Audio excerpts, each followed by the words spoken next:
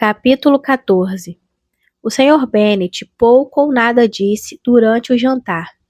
Porém, quando os criados se retiraram, ele decidiu que era hora de conversar um pouco com o hóspede, e abordou um assunto que considerava do inteiro agrado do outro, fazendo-o observar a sorte que ele parecia ter tido com a sua patroa.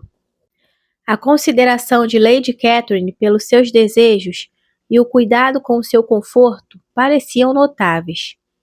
O Sr. Bennet não poderia ter escolhido melhor. O Sr. Collins era eloquente nos seus elogios à tal senhora. O assunto revestiu de uma solenidade ainda maior, e com seu ar mais importante, assegurou que nunca na sua vida testemunhara tal comportamento numa pessoa da alta sociedade, tal afabilidade e deferência como ele encontrava em Lady Catherine. Tudo o que nos conta é de uma correção e delicadeza sem par, disse a Sra. Bennet. E estou certa de que se trata de uma mulher encantadora.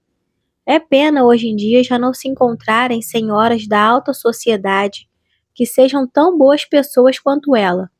Ela vive próximo do senhor?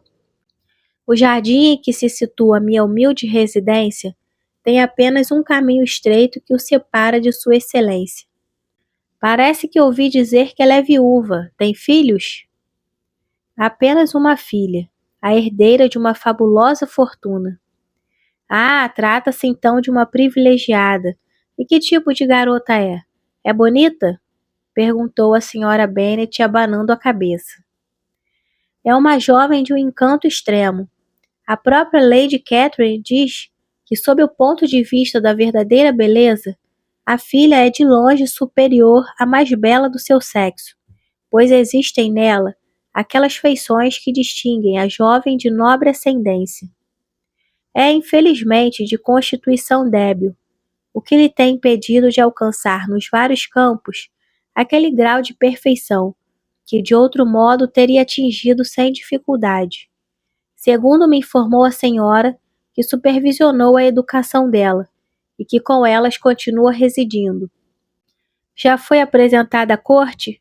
Não me recordo de ter ouvido o nome dela. Como textualmente disse um dia a Lady Catherine, a corte britânica se viu privada do seu mais belo adorno. Seu estado de saúde precário a impede, infelizmente. As expectativas do Sr. Bennet foram plenamente satisfeitas.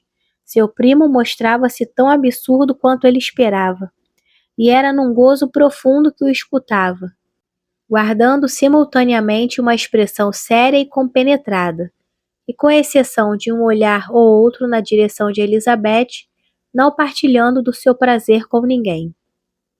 Chegada a hora do chá, contudo, a dose já fora mais do que suficiente, e o Sr. Bennet teve a satisfação de conduzir o hóspede de novo para a sala.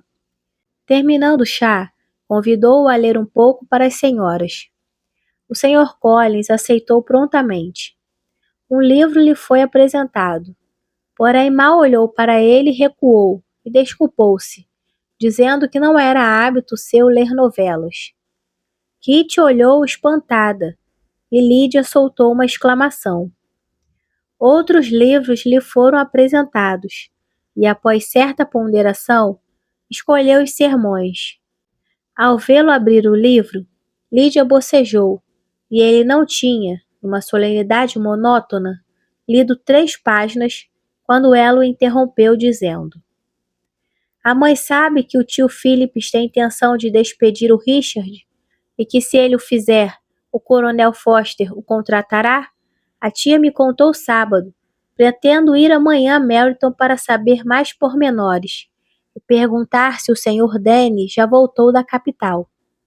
As irmãs mais velhas mandaram Lydia se calar, mas o Sr. Collins, muito ofendido, pôs o livro de lado e disse: É com frequência que tenho notado pouco interesse despertado nas jovens por livros de uma certa seriedade, embora escritos exclusivamente para seu benefício.